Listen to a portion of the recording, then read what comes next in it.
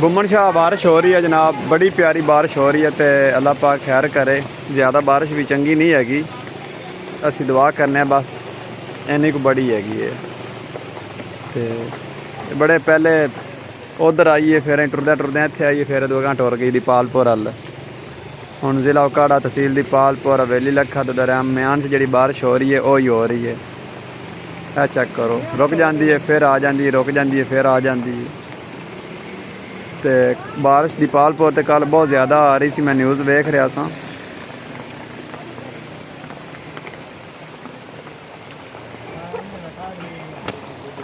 ओ सारे दुकान पर खड़ोते हैं असी सारे बेली, साढ़े शकील के मोहतरम भी बिच है ने। जनाब फरीद साहब खड़े ने, फरीद साहब खड़े ने, पिछे वेख रहे जे तुम। हाँ लड्डी साहब आ गए ने। और जी बस बारिश भी ख़त्म हो गई तो साड़ा व्लॉग भी ख़त्म हो गया। आदा ख्याल रखो, अल्लाह हाफिज़।